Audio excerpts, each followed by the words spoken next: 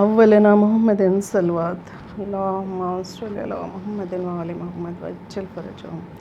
أوسطنا محمد صلوات اللهم صل على محمد وآل محمد وعجل فرجهم. آخرنا محمد صلوات اللهم صل على محمد وآل محمد وعجل فرجهم. آپ سب سے ایک سورہ فاتحہ کی گزارش ہے. مرحومہ انیس بیگم بنت سید ابرار حسین اور مرحوم محمد صادق ابن محمد ہادی عزیز لکھنوی کی روح کو پڑھ کر ایک سورہ فاتحہ بخش دیجیے. اللہم صلی علی محمد وعلی محمد عجل فرجہم. اللہم صلی علی محمد عجل فرجہم. اللہم صلی علی محمد وعلی محمد عجل فرجہم. بسم اللہ الرحمن الرحیم. الحمدللہ رب العالمین الرحمن الرحیم مالک یوم الدین ایاک نعبد و ایاک نستعین اهدنا الصراط المستقیم صراط الذین انعمت علیہم غیر المغضوب علیہم ولا الضالین.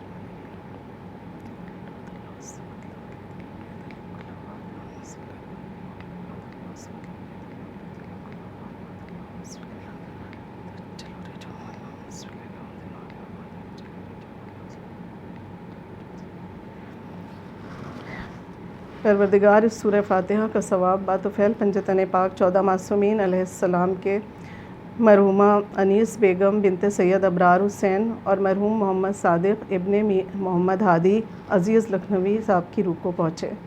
پروردگار تجھے واسطہ 14 معصومین علیہ السلام کا ان کی برزخ کی راہوں کو آسان بنانا، انہیں فشار قبر اور عذاب قبر سے بچانا، ان کے گناہ کبیرہ اور گناہ صغیرہ کو بخش دینا. انشاءاللہ محشر میں آنکھ کھولیں تو اپنے آپ کو جوار معصومین میں پائیں اور جنت میں ایک اعلیٰ مقام حاصل کریں. آمین.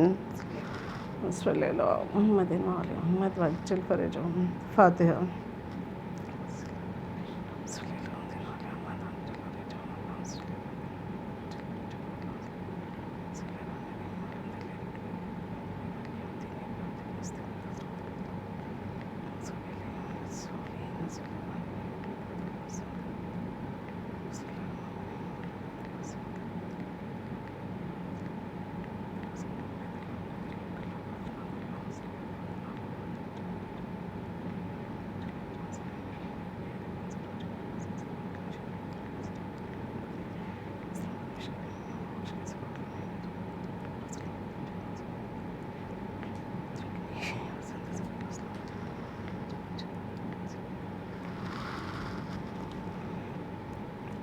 اعوذ باللہ من الشیطان اللعین الرجیم. بسم اللہ الرحمن الرحیم. الحمدللہ رب العالمین والصلاة والسلام علی سید الانبیاء والمرسلین سیدنا و نبینا و شفیعنا ابو القاسم محمد. اللہم صلی اللہ عجل فرجہم. اما بعد فقد قال اللہ تعالی تبارک فی کتابہ المبین وہو اصدق الصادقین وقول الحق. بسم اللہ الرحمن الرحیم. حسین المنی و انا من الحسین صلوات. اللہم صلی اللہ علیہ خاتم النبیین کی جس حدیث سے میں نے اپنی تقریر کا آغاز کیا اس میں ارشاد رسول ہو رہا ہے کہ حسین میرا مجھ سے ہے اور میں حسین سے. خدا دوست رکھے اسے کہ جو دوست رکھے میرے فرزند حسین کو، اور خدا دشمن رکھے اسے کہ جو دشمن رکھے میرے فرزند حسین کو.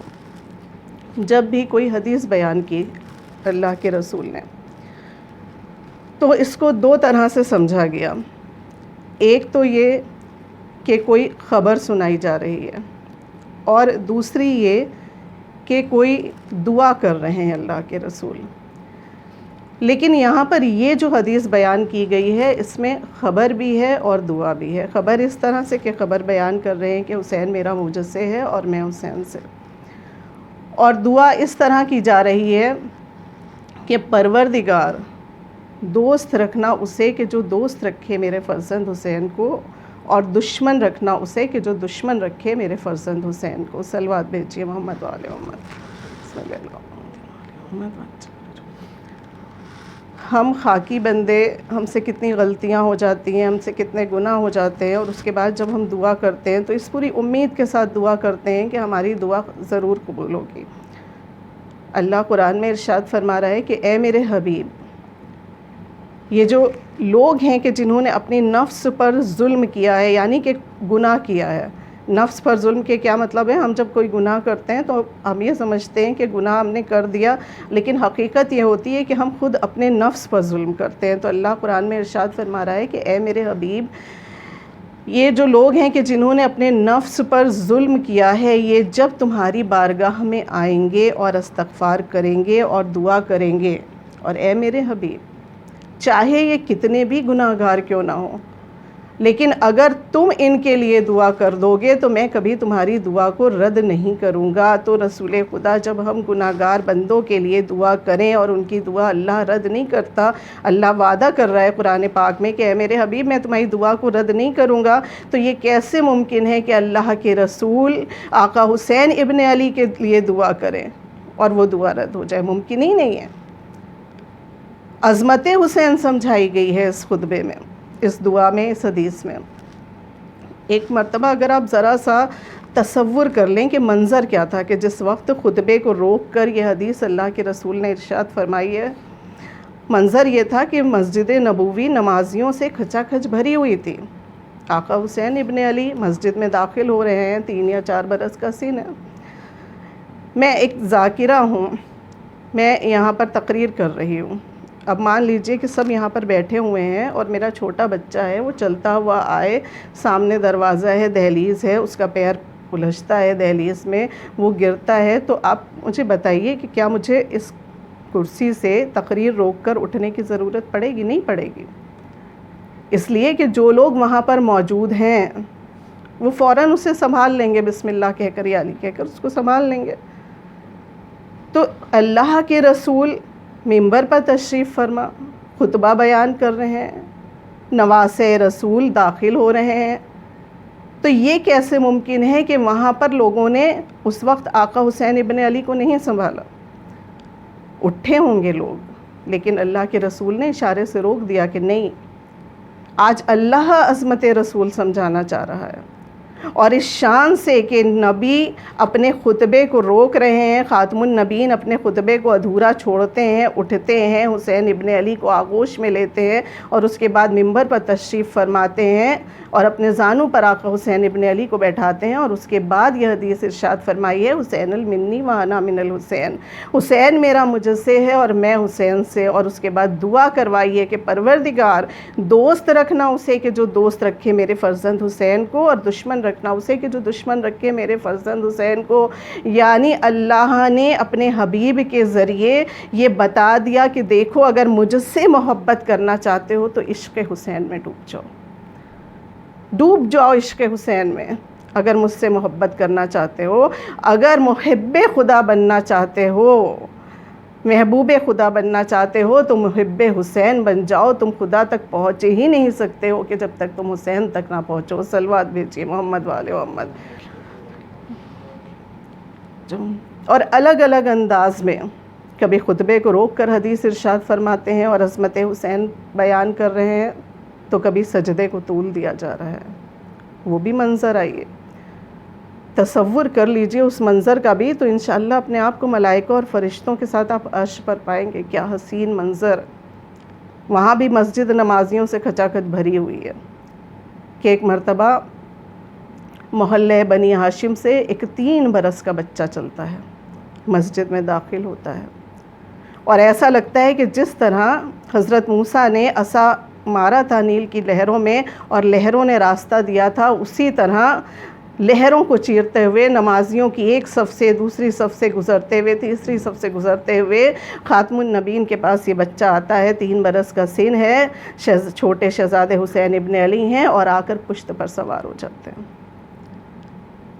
پشت پر سوار ہو جاتے ہیں۔ ہمارے کیا ہوتا ہے جب ہم نماز پڑھتے ہیں کہ اگر ہمارے گھر میں کوئی بھی چھوٹا بچہ ہو اور اس طرح کی کوئی بھی بات ہو تو ہم فوراً اسے روکتے ہیں۔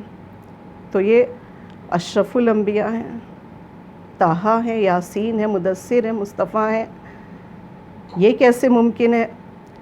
کہ نواسہ پشت پر آ کر سوار ہو گیا ہے اور اس سے کچھ کہیں نا، نہیں، جبرائیل امی تشریف لائے ہیں اور آ کر عرض کرتے ہیں کہ یا رسول اللہ، عبادتوں کا جز نماز ہے، نماز کا جز سجدہ ہے، آپ اشرف الانبیاء ہیں، آپ کا سر سجدے میں جھکا ہوا ہے اور آپ کی پشت پر وہ سوار ہے کہ جو اس سجدے کو قائم رکھے گا۔ اللہ کے رسول، حکم خدا ہے کہ جب تک حسین پشت سے نہ اتر جائیں تب تک سجدے کو طول دیتے رہیے، جب حسین خود سے پشت سے اتریں تب سجدے سے سر اٹھائیے گا۔ میں نے آپ کی خدمت میں عرض کیا تھا کہ آپ تصور کیجئے، آقا حسین ابن علی کے فضائل ہیں، انہیں سمجھنے کے لیے تصور کیجئے کہ اس وقت منظر کیا ہوگا۔ نمازیوں کے سر سجدے میں جھکے ہوئے ہیں، سجدے کی دعا 70 یا 72 مرتبہ پڑھوائی گئی ہے، لکھا گیا ہے، 1 بار 2 بار 3 بار تو لوگوں نے آسانی سے پڑھ لی ہوگی، لیکن جب 10 بار 15 بار 20 بار پڑھوائی گئی ہوگی تو کیا ہو رہا ہوگا؟ خود سوچئے، فطرت انسانی ہے، سجدے سے سر اٹھ رہے ہوں گے اور اٹھ کر دیکھ رہے ہوں گے کہ آج سجدے کو طول کیوں دیا جا رہا ہے، لیکن جب سجدے سے سر اٹھا رہے ہوں گے تو نظر کس کے چہرے پر پڑ رہی ہوگی؟ کیونکہ خاتم النبیین کا سر تو سجدے میں جھکا ہے، پشت پر حسین ابن علی سوار ہے، تو جب سجدے سے نمازی سر اٹھا رہے ہوں گے تو زیارت آقا حسین ابن علی کے چہرے کی ہو رہی ہوگی، مانو آج وہ رب العالمین، وہ علی کل شیء قدیر، وہ لفظ کن کا مالک، وہ آج یہ سمجھانا چاہتا ہے کہ دیکھو، تمہاری نماز تب تک قبول نہیں ہو سکتی کہ جب تک تمہارے دل میں محبت حسین نہ ہو۔ صلوات بھیجیے محمد وآل محمد، اللہم صلی علی محمد وآل محمد وعجل فرجہم۔ وہ اپنے حسین کو اتنا چاہتا ہے کہ ایک مثال آپ کی خدمت میں عرض کروں، آپ یہ دیکھیے کہ جتنے بھی مہینے ہیں، ہر مہینے میں کوئی نہ کوئی شہادت ضرور ہے، ہر مہینے میں کوئی نہ کوئی شہادت ہے، اور ہر مہینے میں ولادتیں بھی ہیں، یہاں تک کہ ذی الحجہ کا مہینہ، کہ جسے عیدوں کا مہینہ کہا جاتا ہے، پہلی ذی الحجہ عقد ہے مولا علی اور بطول کا، اس کے بعد عید غدیر ہے، عید مباہلہ ہے، لیکن اس مہینے میں بھی شہادتیں ہیں۔ واحد مہینہ شعبان کا ہے کہ جہاں خوشی ہی خوشی ہے، کیونکہ یہاں میرے آقا حسین ابن علی کی ولادت ہے، اور اسی طرح آپ یہ دیکھیے کہ ہر مہینے میں شہادت ضرور، ولادت ضرور ہے، یہاں تک کہ سفر کے مہینے میں بھی ہم مناتے نہیں ہیں، 7ویں امام موسیٰ کاظم علیہ السلام کی ولادت ہے، اللہم صلی علی محمد وآل محمد وعجل فرجہم، غم حسین کی وجہ سے، لیکن ولادت ہے۔ لیکن واحد مہینہ ہے محرم کا کہ جس میں کوئی ولادت نہیں ہے، یعنی وہ اللہ سبحانہ وتعالیٰ یہ سمجھانا چاہتا ہے کہ دیکھو، جہاں میرے حسین کی خوشی ہے وہاں کوئی غم نہیں ہو سکتا ہے، اور جہاں میرے حسین کا غم ہے وہاں کوئی خوشی نہیں ہو سکتی ہے۔ صلوات بھیجیے محمد وآل محمد، اللہم صلی علی محمد وآل محمد وعجل فرجہم۔ اللہ سورہ رحمان میں اپنی نعمتوں کا اقرار کروا رہا ہے کہ اے جن اور انس میری کن کن نعمتوں کا اقرار کرو گے، پوچھ رہا ہے، ساری نعمتیں گنوا رہا ہے،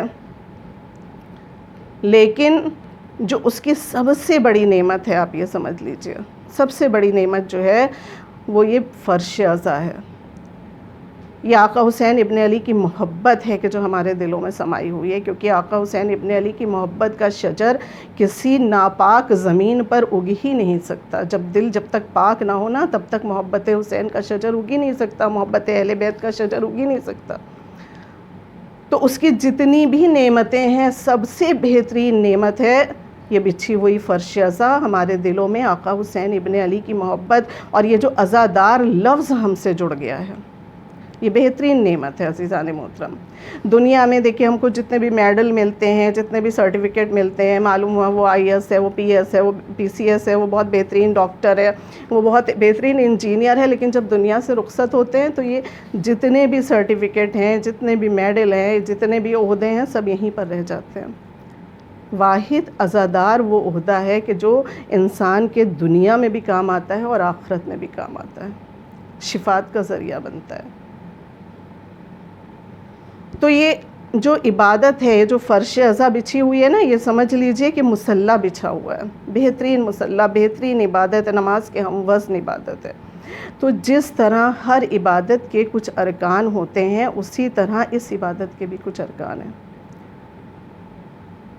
इबादत तब तक कबूल नहीं होती जब तक कि मार्फत ना हासिल की जाए। तो उसी तरह गम हुसैन जो हम मनाते हैं, फ़र्श अज़ा जो हम बिछाते हैं, यहाँ पर भी मार्फत हासिल करना ज़रूरी है। कहीं ऐसा ना हो कि रस्म व रिवाज बनकर रह जाए। मालूम हुआ कि हमारे यहाँ चला आ रहा है, हमारे दादा दादी क्योंकि इस तरह से अज़ा खाना सजाते थे, क्योंकि इस तरह से मुहर्रम होता था, इस तरह से अलम उठता था, इस तरह से मजलिसें होती थी, तो लिहाजा हम उसी तरह कर रहे हैं। नहीं, जिस तरह हर इबादतों के कबूलियत की कुछ शर्त होती है। जब मौला से किसी ने सवाल किया था कि मौला ये बताइए कि हमको कैसे पता लगेगा कि हमारी नमाज़ें कबूल हो रही हैं, हमारे रोज़े कबूल हो रहे हैं, हमारा हज कबूल हो रहा है, जिहाद कबूल हो रहा है, तो मौला ने बहुत प्यारा जवाब दिया था। मौला ने इरशाद फरमाया था कि अगर इबादतें करने के बाद तुम्हारी जो रूहानी बीमारियां, हम सिर्फ जिस्मानी बीमारियां देखते हैं, हम रूहानी बीमारियां नहीं देखते। हकीकत यह है कि जब हम दुआ करें अपनी जिस्मानी बीमारियों की शिफ़ा की, तो उसके साथ साथ हम अपनी रूहानी बीमारियों की भी शिफ़ा की हमें दुआ करना चाहिए। मौला ने फरमाया कि जो तुम्हारे अंदर की बुराइयां हैं, जैसे खुदा न करे तुम्हें झूठ बोलने की आदत है, गीबत करते हो, तकब्बुर है, जब ये बुराइयां धीमे धीमे कम होने लगें, ख़त्म होने लगें, तो समझ लो कि तुम्हारी इबादतें कबूल हो रही हैं। वही शर्त है यहाँ पर फ़र्श अज़ा पर जब हम आते हैं, इस मुसल्ले पर जब हम आते हैं।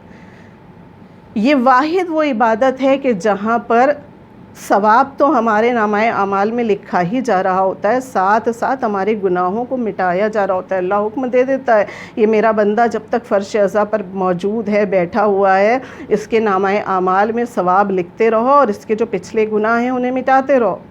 आपको मालूम है, जब एक अज़ादार यहाँ से उठ कर जाता है ना, तो इतना खूबसूरत उसका अमाल नामा होता है कि सिर्फ सवाब लिखा होता है। तो अब कैसे हमारी ये अज़ादारी कबूल हो रही है? हम वाकई में हकीकत में मौला हुसैन के चाहने वाले हैं कि नहीं है? इसको भी इसी तरह टेस्ट कर लीजिए कि जब हम फ़र्श अज़ा से उठकर जाएं, अपने घरों में जाएं, तो जो हमारे अंदर की बुराइयां थीं वो ख़त्म हो गई कि नहीं ख़त्म हो गई। अगर किसी रिश्तेदार से हमारे क़त्अ ताल्लुक़ थे, तो क्या हमने एक कदम आगे बढ़ाया सिलह रहमी के लिए या नहीं बढ़ाया? अगर हमारे अंदर की बुराइयां ख़त्म हो रही हैं, तो ये समझ लीजिए कि हमारी ये इबादत कबूल हो रही है, वरना ये इबादत उसी तरह की नमाज बनकर रह जाएगी कि जैसे जब हम अपने अंदर कोई भी बदलाव नहीं लाते हैं और सिर्फ नमाज पढ़ते रहते हैं कि ये पढ़नी है इसलिए पढ़ रहे हैं, तो जो सिजदे होते हैं वो सर की टक्कर बन जाते हैं। खुदा न करे ये बेहतरीन इबादत भी ज़ाया हो, खुदा न करे। और क्योंकि इबादतों के लिए तो सबसे ज़्यादा हमको ये दुआ मांगनी चाहिए कि परवरदिगार देखिए इबादतें हम किस तरह कर रहे हैं, वो तो अपने आप में एक बड़ी बात होती है, लेकिन उसके साथ सबसे बड़ी बात ये होती है कि आखिरी लम्हे तक हम इन इबादतों को संभाल कर अपने साथ लेकर जाएं। ईमान सलामत रहे जब हम इस दुनिया से रुखसत हों, ये सबसे बड़ी बात होती है। ये बिछी हुई फ़र्श अज़ा, ये इतनी बेहतरीन इबादत है, ये वो मुसल्ला है कि जहाँ हमारे दरमियान 14 मासूमीन अलैहिस्सलाम तशरीफ़ फरमाए हैं। सलवात बेची मोहम्मद वाले मोहम्मद। ये एक बेहतरीन यूनिवर्सिटी है, ये एक बेहतरीन मदरसा है, यहाँ पर हक़ बयान किया जाता है। यहाँ पर आप जितनी देर बैठे रहते हैं ना, उतनी देर आप कुरान का तवाफ़ करते रहते हैं, उतनी देर आप रिसालत का, नबूवत का तवाफ़ करते रहते हैं, इमामत का, विलायत का तवाफ़ करते रहते हैं। ये इतनी बेहतरीन इबादत है। हमारे साथ परेशानी पता है क्या होती है? परेशानी ये होती है कि हमने दीन को और दुनिया को अलग कर दिया है। दीन अलग है, दुनिया अलग है, जबकि हकीकत ये है कि दीन में ही दुनिया है और दुनिया में ही दीन है। नतीजा ये होता है कि कुछ लोग तो हैं, आप ये कहेंगे कि मतलब इतने मौला हुसैन के चाहने वाले हैं, मालूम हुआ रात रात भर शब्बेदारी में है, रात रात भर मातम कर रहे हैं, मजलिसें कर रहे हैं, और एक तरफ बच्चे हैं कि जो इंजीनियरिंग की पढ़ाई कर रहे हैं, डॉक्टर बनना चाह रहे हैं, मालूम हुआ कि वो मज़हब से बिल्कुल अलग चले जा रहे हैं। یہ ہمارے معاشرے میں اس وقت جتنی بھی پرابلمس کریٹ ہو رہی ہیں اس کی سب سے بڑی وجہ یہ ہے کہ ایک طرف دین ہو گیا ہے، ایک طرف دنیا ہو گئی ہے۔ آپ یہ دیکھیے، آپ نے کبھی نیٹ کا تماشا دیکھا ہے؟ پہلے شہروں میں بھی دکھایا جاتا تھا اور اب گاؤں تک محدود ہے، بہت کم شہروں میں دیکھنے کو ملتا ہے کہ ایک رسی ہوتی ہے کہ جس کے اوپر نیٹ چلتا ہے، تو اس کی جو پوزیشن ہوتی ہے، آپ یہ دیکھیے، اس کی پوزیشن یہ ہوتی ہے کہ وہ دونوں ہاتھ جو ہیں وہ اپنے اس طرح پھیلائے ہوئے ہوتا ہے، اگر بیلنس ہو جائے گا اور گر جائے گا، بس وہی ہماری پوزیشن ہے۔ اگر ہم کو صراط مستقیم، اگر ہم کو پل صراط سے گزرنا ہے، صراط مستقیم پر قائم رہنا ہے، تو ہمیں یہ بیلنس بنا کر چلنا ہوگا دین اور دنیا کا۔ ہم کیا کرتے ہیں؟ انجانے میں ہم یہ کرتے ہیں کہ بچوں کو ہم دین کے بارے میں الگ سمجھانے کی کوشش کرتے ہیں، دنیا کے بارے میں الگ سمجھانے کی کوشش کرتے ہیں۔ معلوم ہے ان کا اسکول، کالج سب ہم نے الگ کر دیا، دین الگ کر دیا۔ دونوں کو ملا کر چلیے، دونوں کو ملا کر بچے کو بتائیے۔ صبح بچے کو اٹھا رہے ہیں، بچے سے کہہ رہے ہیں اسکول جاؤ، نہیں تمہاری ٹیچر ناراض ہو جائے گی، دیر ہو گئی تو اسکول میں تمہیں سزا ملے گی، پرنسپل ناراض ہو جائے گی۔ اس کو یہ سمجھائیے کہ تمہیں اسکول جاؤ بیٹا، اٹھو، تمہارا اللہ تم سے خوش ہوگا۔ اگر تم اسکول نہیں جاؤ گے، اگر تم نہیں پڑھو گے تو تمہارا اللہ تم سے ناراض ہو جائے گا۔ تو ظاہر سی بات ہے کہ وہ معصوم ضرور سوال کرے گا اللہ کے بارے میں۔ اسے امام کے بارے میں بتائیے کہ جب تم اسکول جاؤ گے، جب تم پڑھائی کرو گے تو تمہارے امام تم سے بہت خوش ہوں گے۔ جب تم ٹاپ کرو گے، جب تمہارے ٹیچر تمہاری تعریف کر رہے ہوں گے تو بیٹا امام ہمارے ساتھ ساتھ تشریف فرما ہوتے ہیں، امام بہت خوش ہوں گے، امام تم سے راضی ہوں گے۔ جب یہ محرم، فیب اور مارچ میں ہوتا تھا تب بورڈ کے اگزام چلتے تھے اور میرے سامنے کچھ ایسے بچے موجود ہوتے تھے کہ جن کے مجھے معلوم ہے کہ ان کے بورڈ کے اگزام ہیں کل یا 1-2 دن کے بعد ان کا پیپر ہے، لیکن وہ پڑھائی نہیں کر رہے ہیں۔ ان کا ماننا ہے کیونکہ محرم ہے اس لیے ہم کو پڑھنے کی ضرورت نہیں ہے۔ نہیں، غلط ہے۔ دونوں کو ملا کر چلیے۔ ہم اس مولا کے ماننے والے ہیں کہ جو سلونی سلونی کی صدا بلند کر رہے ہیں کہ پوچھ لو مجھ سے جو کچھ پوچھنا ہے۔ ہم ان آقا حسین کے ماننے والے ہیں کہ جن کا علم سمندر کی مانند ہے۔ اور یہاں پر ڈاکٹر حسن کمالی نے ایک بہت بہترین مثال پیش کی ہے جو میں آپ کی خدمت میں عرض کر کے اپنی بات کو سمجھانا چاہوں گی۔ بہت پیارے جملے انہوں نے جو بیان کیا ہے۔ انہوں نے کہا کہ یہ جو والدین کہتے ہیں کہ بچے مجلسوں میں نہیں آ رہے ہیں، وہ یہ کہہ رہے ہیں کہ ہم مجلس میں آ کر کیا کریں گے، ہم اتنی دیر، ہمارے پاس اتنا ٹائم نہیں ہے۔ نہیں، ان کو لے کر آئیے۔ والدین یہ کہتے ہیں، بچہ کہتا ہے ہماری کچھ سمجھ ہی میں نہیں آیا کہ کیا پڑھا تھا۔ ان کی چاہے سمجھ میں آئے اور چاہے نہ سمجھ میں آئے، فرش عزا پر ان کو لے کر آئیے۔ کچھ وہ سمجھیں گے، کچھ ان کے سب کانشیس مائنڈ میں جائے گا، کچھ وہ یاد رکھیں گے۔ اور یہاں پہ جو مثال دی ہے ڈاکٹر حسن کمالی نے، انہوں نے مثال یہ دی ہے کہ مان لیجئے کہ آپ کا بچہ بہت بیمار ہے، آپ کا بچہ بہت بیمار ہے، اس کو بہت تیز فیور ہے، آپ ڈاکٹر کے پاس جاتے ہیں اور ڈاکٹر اس کو میڈیسن دیتا ہے اور ٹائم بتا دیتا ہے کہ اس ٹائم پر یہ میڈیسن اس کو دینی ہے۔ آپ جب گھر لاتے ہیں بچے کو، آپ نے اس کو میڈیسن دی، معلوم ہوا تھوڑی دیر کے بعد ہی اسے وومٹنگ ہو گئی، اس نے وومٹ کر دی، میڈیسن نکل گئی۔ اب آپ گھبرائے ہوئے بچے کو لے کے پھر گئے ڈاکٹر کے پاس اور آپ نے یہ کہا کہ یہ بچے نے ساری میڈیسن نکال دی، اب کیا فرق پڑے گا، کیسے ٹھیک ہوگا؟ تو ڈاکٹر نے کہا پریشان ہونے کی ضرورت نہیں ہے، میں نے جو ٹائم بتائے ہیں ٹائملی اس کو میڈیسن دیتے رہیے۔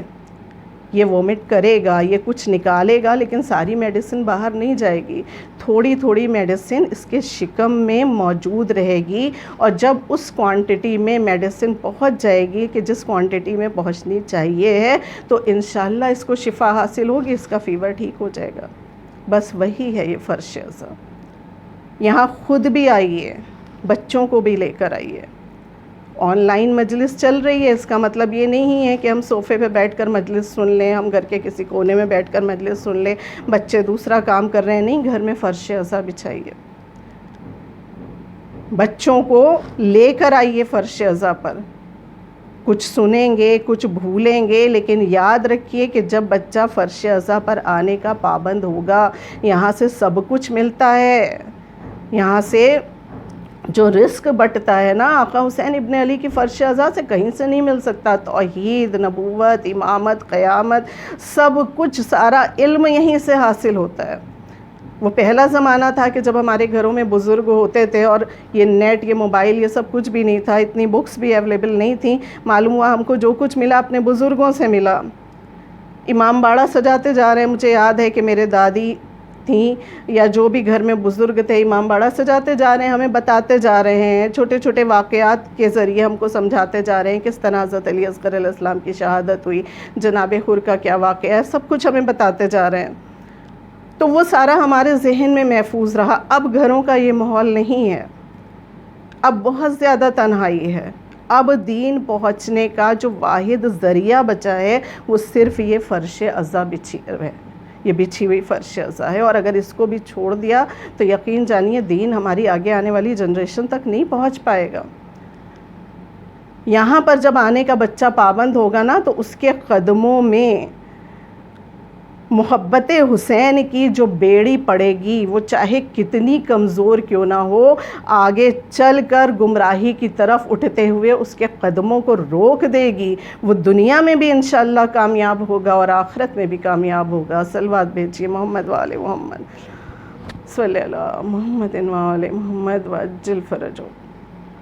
آقا حسین ابن علی نے جو ان کو یہ مرتبہ ملا, جو ان کو یہ عظمت ملی, آپ ان کو دیکھیے, ان کی جو عظمت ہے. ہم کہتے ہیں ہر نماز کے بعد جو ہم سلام کرتے ہیں, السلام علیکہ یا ابا عبداللہ, اے عبداللہ کے بابا آپ پر ہمارا سلام ہے. اللہ کے رسول بھی کئی بار اس طرح سلام کرتے تھے آقا حسین ابن علی کو, مولا علی بھی سلام کرتے تھے, آقا حسن علیہ السلام بھی اسی طرح سلام کرتے تھے. یہ رتبہ کیوں ملا آقا حسین ابن علی کو, یہ عظمت کیوں حاصل ہوئی آقا حسین ابن علی کو, جس کا بابا سید الاوصیاء, جس کی ماں سیدۃ النساء العالمین, جس کا نانا سید الانبیاء, جس کی نانی ملکۃ العرب, جس کا دادا سید البطحاء یعنی پورے مکے کا سردار, جس کی دادی کے لیے خانہ کعبہ میں در بن رہا ہو, جس کے چچا حمزہ سید الشہداء جعفر طیار, جس کا بھائی جوان جنت کے سردار کا مصداق, جہاں اتنے باعظمت لوگ موجود ہوں, وہاں ایک 3 برس کے بچے نے کھڑے ہو کر کہا تھا, نانا پریشان مت ہوئیے گا, آپ کے دین کی حفاظت میں کروں گا, بابا آپ کی ولایت کی حفاظت میں کروں گا, اماں آپ کی عصمت کی حفاظت میں کروں گا, بھیا آپ کی عصمت کی حفاظت میں کروں گا. سارے نبیوں کی نبوت کی حفاظت کرنے والے کا نام حسین ابن علی ہے. حسین ابن علی کسی ایک قوم, ایک قبیلے, ایک طبقے کے نہیں ہیں. دین محمدی کے پیکر کا نام حسین ہے, شریعت محمدی کے پیکر کا نام حسین ہے. انسان کو بیدار تو ہو لینے دو, ہر قوم پکارے گی ہمارے ہیں حسین. صلوات بھیجیے محمد وآل محمد, اللہم صلی علی محمد وعجل فرج. اور یہ جو کہا جاتا ہے کہ کربلا میں معاذ اللہ 2 شہزادوں کی جنگ تھی, معاذ اللہ, حق اور باطل کی جنگ تھی. ایک طرف حق تھا اور ایک طرف باطل تھی.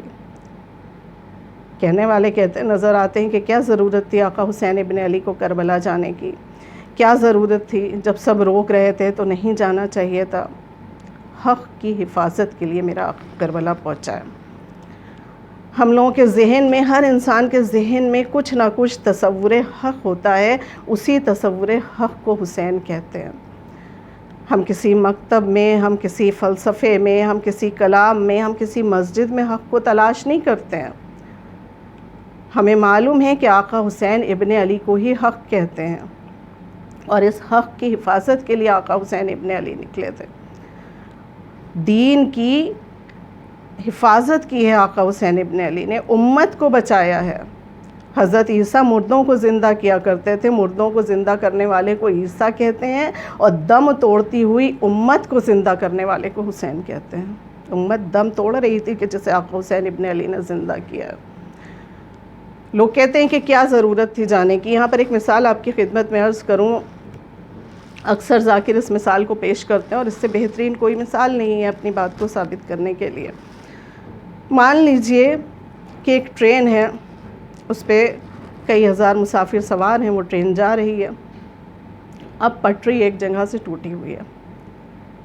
ایک شخص ہے کہ جس نے دیکھ لیا ہے کہ وہ پٹری ٹوٹی ہوئی ہے, اب اس کو یہ بھی معلوم ہے کہ ٹرین آ رہی ہے، ٹرین کی آواز بھی سن رہا ہے، وہ کیا کرے؟ اس نے لال کپڑا دکھایا، اس نے بہت فون کیا، سب کچھ کیا، لیکن وہ ٹرین نہیں رکوا پا رہا ہے۔ اب اس کی کچھ نہیں سمجھ میں آیا، آخری میں وہ تھوڑا آگے بڑھا، جس جگہ سے پٹری ٹوٹی ہوئی تھی اس سے تھوڑا آگے بڑھا، ٹرین کے قریب آیا، اس نے اپنے آپ کو ٹرین کے آگے ڈال دیا، وہ مر گیا، ظاہر سی بات ہے۔ لیکن ٹرین رک گئی وہیں پہ۔ اب جب ٹرین وہیں پر رک گئی تو جب اتر کر دیکھا ڈرائیور اور سب نے، تو معلوم ہوا کہ پٹری ٹوٹی ہوئی تھی۔ اگر یہ شخص اپنے آپ کو اس طرح جان اپنی نہ دیتا تو ہزاروں کی جان جا سکتی تھی۔ اب معلوم ہوا کہیں تو اس کو بہت اپریشیٹ کیا جا رہا ہے، کہیں تو اس کو بہت انعام دیے جا رہے ہیں مرنے کے بعد کے، اور کچھ لوگ یہ کہہ رہے ہیں کہ بھئی یہ کیا بات ہوئی، خودکشی کرنے کی کیا ضرورت تھی؟ یہ خودکشی نہیں تھی، یہ لوگوں کی جان بچانی تھی۔ اسلام میں خودکشی حرام ہے، لیکن لوگوں کی جان بچانے کے لیے کہا گیا ہے کہ اگر تم نماز بھی پڑھ رہے ہو اور کسی کی جان جا رہی ہے تو تم نماز کو توڑ دو۔ جان بچانا فرض ہے اسلام میں۔ یہ جو ٹرین ہے یہ سمجھ لیجئے کہ یہ اسلام، یہ جو مسافر ہیں یہ امت، اگر حسین ابن علی اپنی جان نہ دے دیتے، قربانی نہ پیش کرتے تو یہ ساری امت تباہ اور برباد ہو جاتی، دین محمدی ہمیشہ کے لیے ختم ہو جاتا۔ یہ جو آج ٹیررزم ہے اس کا نام اسلام ہوتا۔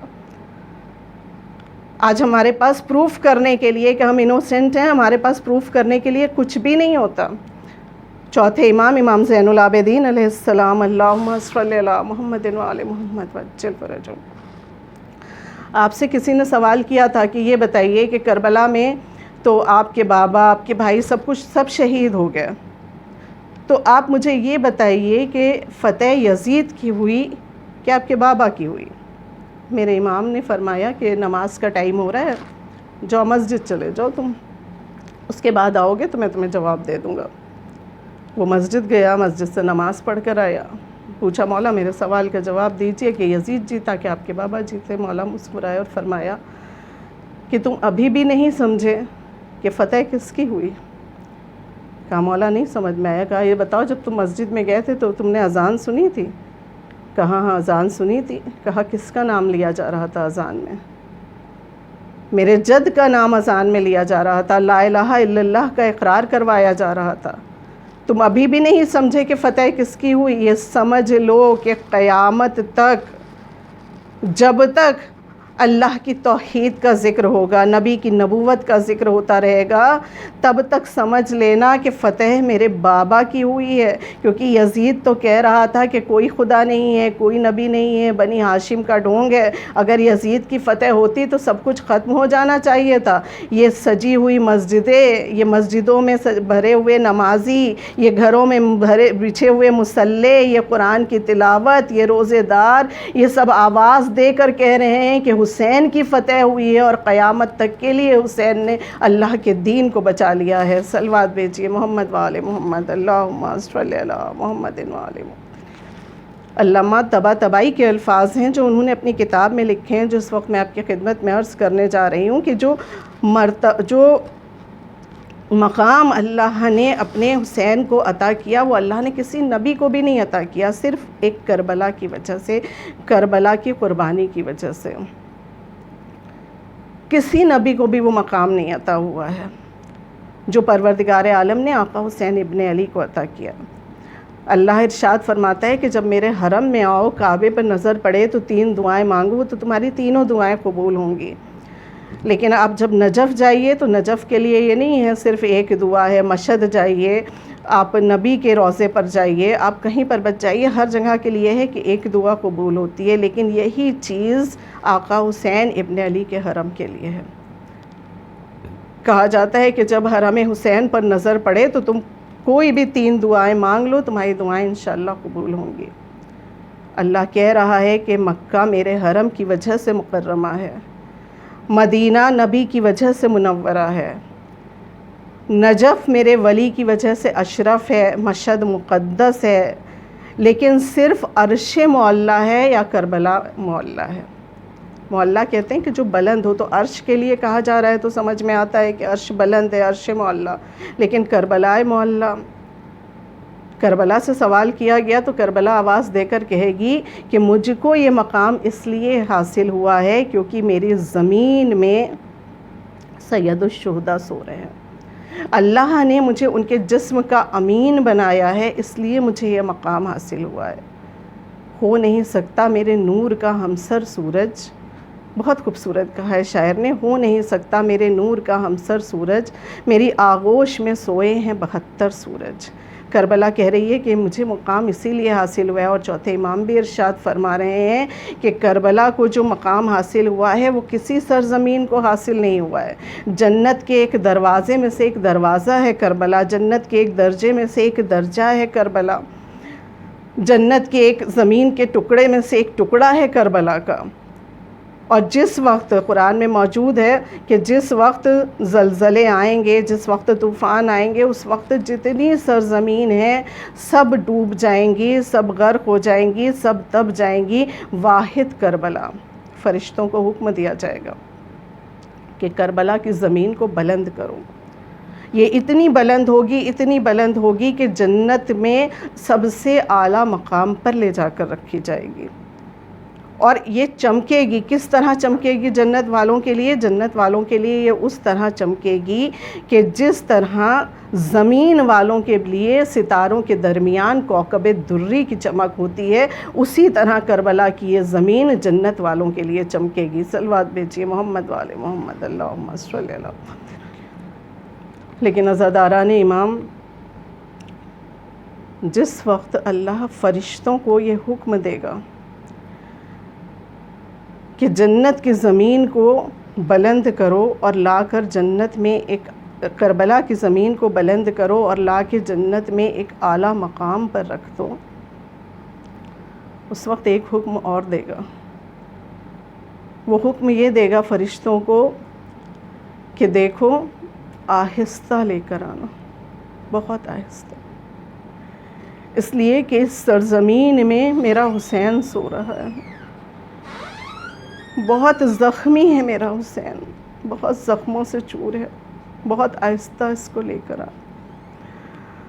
عزاداران امام، اس سال یہ جو محرم ہے نا، اس میں مصیبتیں تو بیان ہو رہی ہیں، لیکن ساری مصیبتوں کا جتنی شدت سے احساس ہو رہا ہے اس محرم میں، اس سے پہلے نہیں احساس ہوا۔ جب گھروں سے تعزیے نہیں اٹھ سکے تب اس بات کا احساس ہوا کہ میرے آقا سجاد کے دل پر کیا گزری ہوگی، میرے آقا حسین ابن علی کے دل پر کیا گزری ہوگی، کہ جس وقت مولا عباس کا لاشا خیمے میں نہیں لا پائے ہوں گے، ماؤں کے دل پر کیا گزری ہوگی۔ قاسم کی ماں ٹکڑے ٹکڑے قاسم کے لاشے کے پاس بیٹھی گریا کر رہی تھی، اور جس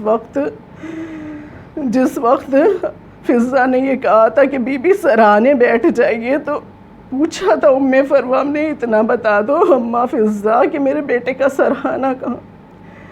اکبر کی ماں کے دل کے اوپر کیا گزری ہوگی۔ اور عزاداران امام، میں نے اس سے پہلے بھی ہاتھ جوڑ کر گزارش کی کہ جو آن لائن مجلسیں ہیں، خدا کے واسطے اس کو کوئی پروگرام سمجھ لیجیے، گھروں میں فرش عزا بچھائیے، اس لیے کہ کوئی آئے اور چاہے نہ آئے، حسین کی ماں ٹوٹی ہوئی پسلیوں پر ہاتھ رکھ کر گھر میں تشریف لاتی۔ ننھی سکینہ کی انگلی پکڑے ہوئے بی بی زینب ساتھ آتی، اور جب عزاداروں کو دیکھتی ہے بی بی سکینہ تو پوچھتی ہے دادی کون ہے، بھبی اماں یہ کون ہے، اور جب معلوم ہوتا ہے کہ آقا حسین ابن علی کے عزادار ہیں تو معصوم سکینہ حضرت بھائی نے کہا اسے عزاداروں کو، اور کہ کاش یہ کربلا میں ہوتے، کاش میں اپنے بابا کی صف ماتم بچھا سکتی۔ عزاداران امام، میرا آقا حسین، میرا آقا مظلوم کتنا زخموں سے چور تھا، کیوں اللہ نے بھی اتنے ناز اٹھائے ہیں حسین کے، کیونکہ جتنی قربانیاں، جتنی مصیبتیں برداشت کی میرے آقا نے، کسی نے اتنا زخموں سے چور تھا کہ جس وقت آقا سجاد سے پوچھا گیا ہے کہ مولا یہ بتائیے کہ آپ کے بابا کے جسم پر جو زخم تھے وہ کتنے تھے، کیسے تھے؟ تو مولا نے فرمایا تو نے اچھا سوال نہیں کیا، کلیجہ منہ کو آ جاتا ہے جب بابا کے زخمی جسم کے بارے میں بیان کرنا ہو۔ یہ سمجھ لو کہ یہ جو تمہاری انگلی میں انگوٹھی ہے نا، اس میں جو نگینہ ہے، اس نگینے کے برابر بھی میرے بابا کے جسم پر گنجائش نہیں تھی۔ میرا بابا اتنا زخمی تھا، اتنا زخمی تھا۔ تمہیں معلوم ہے کہ بعد شہادت بھی میرے بابا کے ساتھ کیا کیا گیا؟ ایک شخص آیا ہے، سب کچھ لٹ چکا تھا، اس نے میرے بابا کے جسم کو دیکھا، اسے انگلی میں ایک انگوٹھی نظر آئی۔ اس کا بیان ہے ملعون کا کہ کہتا ہے میں نے سوچا کہ انگوٹھی لے لوں، آقا حسین ابن علی کی انگوٹھی ہے، بہت بیش قیمتی ہوگی۔ کہتے ہیں میں نے انگوٹھی کو انگلی سے اتارنا چاہا، میں نہیں اتار پایا۔ صداران امام، جب کوئی زخم ہو تو سویلنگ آ جاتی ہے، جسم کا وہ عضو سوج جاتا ہے۔ انگلیاں اتنی سوج گئی تھی کہ انگوٹھی نہیں اتر پائی۔ اس سے پوچھا گیا تم نے کیسے انگوٹھی اتاری، کیسے؟ کہتے میں نے آقا حسین ابن علی کا ہاتھ ایک پتھر پر رکھا، پاس میں ایک ٹوٹی ہوئی تلوار تھی، میں نے انگلیوں کو ہاتھ سے جدا کیا اور انگوٹھی اتار لی۔ جزاک اللہ۔ عزاداران امام، پرسہ دیجئے گا، شہزادی کو پرسے میں کوئی کمی نہ کیجئے گا، ہم تو بڑی آسانی سے سن لیتے ہیں نا۔ اس طرح ٹکڑے ٹکڑے لاشا تھا، اور بی بی زینب 11 محرم کو آئی تھی اپنے بھیا کے سرانے، اس طرح آئی تھی۔ عزاداران امام، عزاداران امام، اس وقت وہ ماں موجود ہے کہ جو 28 رجب کو بیتل اپنے بچے کے ساتھ چلی تھی، اور اس کے بعد آج شب عاشور جو اپنے بالوں سے اس زمین کو صاف کر رہی تھی کہ جہاں اس کے لال کا سر کٹنا تھا۔ بلند آواز میں پرسہ دیجئے گا اس ماں کو، بلند آواز میں۔ یہ ماں رومال لے کر آتی ہے، رضادار کے چہرے کے آگے لگاتی ہے، آنسوؤں کو جمع کرتی ہے، کہتی ہے تمہاری شفاعت کا ذریعہ بنیں گے، تم میرے بچے کے عزادار ہو۔ جھٹے امام جب آتے تھے، انشاءاللہ آپ زیارت کے لیے جائیں گے، دیکھیں گے جھٹے امام کا باغ موجود ہے عاشورہ میں، وہ وہاں سے چل کر کربلا آتے تھے امام کے روضے کے پاس، تو آدھا راستہ تو چل کر گزار لیتے تھے، لیکن ایک مقام آتا تھا خاص، وہاں پر گھٹنوں کے بل بیٹھ جاتے تھے اور گھٹنوں کے بل چلنا شروع کر دیتے۔ جانے والے پوچھتے تھے مولا سمجھ میں نہیں آتا کہ یہاں پر آ کر آپ گھٹنوں کے بل کیوں چلنا شروع کر دیتے؟ تو میرا آقا رو کر فرماتا تھا تمہیں معلوم ہے یہ وہ مقام ہے کہ جہاں میرا جد گھوڑے سے زمین پر آیا۔ صدران امام، کس طرح بیان کروں شہادت حسین؟ کلیجے میں بہت قوت چاہیے بیان کرنے کے لیے بھی اور سننے کے لیے بھی۔ عزاداران امام، میرے آقا حسین ابن علی گھوڑے سے زمین پر آئے ہیں، جب ذوالجناح سے زمین پر آئے، جانتے ہیں کیسے آئے؟ ایک تیر پیشانی میں پیوست تھا، ایک تیر گلے میں پیوست تھا، ایک تیر سینے میں پیوست تھا، سینے کی ہڈی ٹوٹی ہوئی تھی، گلا چدا ہوا تھا، گلے سے جو لہو ابلا تھا اس کو آسمان کی طرف پھینکا، ایک قطرہ بھی واپس نہیں آیا۔ فرمایا شکرن اللہ، اگر ایک قطرہ بھی زمین پر گر جاتا تو قیامت تک زمین اناج نہ پیدا کرتی۔ وہ دندان مبارک بھی شہید ہو گئے تھے جن کے رسول بوسہ لیا کرتے تھے، وہ ہونٹ بھی زخمی تھے۔ بائیں جانب سے اترنے کی کوشش کرتے تھے تو جو بائیں جانب کھڑے تھے وہ نیزہ جسم میں مارتے تھے، دائیں جانب آ جاتے تھے، اور جب دائیں جانب سے اترنے کی کوشش کرتے تھے تو دائیں جانب کھڑے ہوئے نیزہ مارتے تھے۔ ملعون حسین ابن نمیر کا بیان ہے، میں نے اتنے نیزے مارے، میں نے اتنے نیزے مارے کہ پسلیوں میں سوراخ ہو گیا۔ جب ذوالجناح سے زمین پر آئے ہیں، گھٹنوں کے بل بیٹھے ہوئے تھے، میرے چھٹے امام فرماتے ہیں کہ سنو میں یہاں سے گھٹنوں کے بل کیوں چلنا شروع کرتا؟ میرا جد گھوڑے سے زمین پر آیا تھا، یہاں پر شمر ملعون घोड़े पर सवार था, वो घोड़े से नहीं उतरा।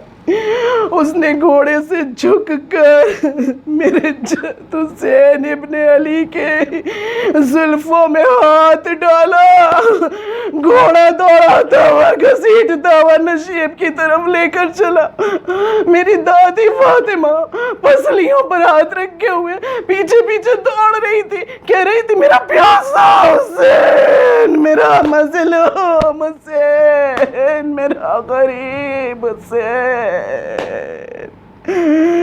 मेरा गरीब हुसैन। जब शिम्र सीने पर सवार हुआ, माँ ने तड़प कर गले में बाहें डाल दी, अब दामन फैला दिया। हुसैन मत घबराना, माँ आ गई है। हसदारा नहीं माँ, आपको मालूम है कि ये माँ अपने बच्चे को कितना चाहती है। जब चक्की चलाती थी और बच्चे को जानू पर सर रखे हुए लिटाती थी तो साथ में पानी का एक कूज़ा रखती थी। लोग पूछते थे कि पानी का कूज़ा क्यों साथ में रखती हो, तो फातिमा कहती थी मेरे बच्चे के मिजाज में प्यास बहुत है। ऐसा ना मेरा हुसैन प्यासा, पानी लाने में देर हो जाए, आज 3 दिन का खुश्क गला है। माँ गले में बाहें डाले हुए, खंजर चल रहा है, गर्दन की सूखी रगें उलझ रही हैं, माँ तड़प तड़प कर देख रही है, कोई मददगार है, कोई मददगार। असदारा ने इमाम ज़ैनब एक टीले पर तशरीफ फरमाती जिसे तिले ज़ैनबिया कहा जाता है। सकीना उंगली पकड़े हुए खड़ी हुई थी। जो कहा जाता है ना कि ज़मीने करबला में ज़लज़ला आया, तो ये क्यों ज़लज़ला आया? जब ज़ैनब को भाई नज़र नहीं आया ना, तो ज़ैनब ने आवाज़ देकर कहा था ज़मीने करबला बुलंद हो जा, मुझे मेरा भाई नज़र नहीं आ रहा। उधर से हुसैन ने जब बहन की आवाज़ सुनी, एक मर्तबा आवाज़ देकर कहा ज़मीने करबला नशीब में चली जा, मेरी बहन मेरा कटता हुआ सर नहीं देख सकेगी। ज़मीने करबला किसकी फरियाद सुनती, जाने वाले भाई की या बहन की? ज़मीने करबला में ज़लज़ला था। अब ज़ैनब घबराई, एक मर्तबा ख़ैमे में आई, सैयद सज्जाद का शाना हिलाया, बेटा उठो, मुझे मेरा भाई नज़र नहीं आ रहा। असा का सहारा लिया, ख़ैमे का पर्दा हटाया, आसमान की तरफ देखा, कहा बेटा मुझे मेरा भाई नज़र नहीं आ रहा। ये तुम ऊपर क्या देख रहे हो? कहा पुप्पी अम्मा, पुप्पी अम्मा, मेरे बाबा का कटा हुआ सिर नोके नेज़ा पर बुलंद है। इन्ना लिल्लाहि व इन्ना इलैहि राजिऊन। हम यतीम हो गए, बाबा शहीद हो गए। सदरा नहीं इमाम, क्या मजलूमी है मेरे आका हुसैन इब्ने अली की। जितने भी शहीद आए हैं उनकी खबर लेकर आका हुसैन इब्ने अली आए हैं, लेकिन कौन आया है आका हुसैन इब्ने अली की शहादत की खबर लेकर? जुलझना आया है अपनी पेशानी को आका के खून में तर करके। जुलझना के आने की आवाज़ सुनी, बीबियों में कोहराम मच गया। जुलझना को देखा, या हुसैना की सदाएं बुलंद हुई, बस आखिरी जुमले और मैंने मजलिस को तमाम किया। कोई गम ना हो सिवाय गम हुसैन के, खुदा करे आपकी गोदियां आबाद रहे, आपके बच्चे सलामत रहे। बुलंद आवाज़ में पुरसा दीजिएगा, बीबी आपके आंसुओं को कबूल करे। हज़रत इमाम, अभी बीबियों में कोहराम था, या हुसैना की सदा बुलंद थी। एक छोटी सी बच्ची किनारे खड़ी हुई थी, सकते का आलम था। एक मर्तबा दौड़ कर आई, जुलझना के गले में बाहें डाल दी, कहा बाबा के जुलझना, मैं तुझसे ये नहीं पूछूंगी कि मेरा बाबा तेरी पुश्त से जमीन पर कैसे आया, इसलिए कि तेरी लटकी हुई ज़ीन बता रही है कि मेरा बाबा खुद से नहीं उतरा, गिरा है तेरी पुश्त से। लेकिन ए जुलझना, बस मेरे एक सवाल का जवाब दे दे। जब मेरा बाबा गया था तो बहुत प्यासा था, वक्त आखिर किसी ने उसको पानी पिलाया या नहीं पिलाया? इन्ना लिल्लाहि व इन्ना इलैहि राजिऊन। शहज़ादी फर्श पर तशरीफ लाइए। ہم بہت گناہگار ہیں، ہمارے گناہوں کو بخش کر شہزادی ہے ہمارے آسموں کو قبول فرمائیے، انشاءاللہ یہ ہماری شفاعت کا ذریعہ بنے شہزادی ہے۔ جیسے جیسے محرم کی ایک تاریخ بڑھ رہی ہے، دم گھٹ رہا ہے۔ ابھی سفر کا مہینہ ہے، ابھی ربیع الاول کے کچھ روز ہے شہزادی، واسطہ کہ حسین کا معجزہ دکھا دیجیے اور یہ وبا ختم ہو جائے۔ جس طرح سے مجلسیں ہوتی تھی، جس طرح سے عزادار پرسہ دیتے تھے، اسی طرح سب کچھ پہلے جیسا ہو۔ شہزادی جو بیمار آئیں فرش عزا پر شفا پائیں، جو بے روزگار آئیں وہ روزگار پائیں، جو بے اولاد ہوں پروردگار انہیں نیک صالح اولاد عطا فرمائے، جلد سے جلد آپ کے فرزند کا ظہور ہو، اس کائنات میں امن اور سکون ہو۔ آمین ثم آمین۔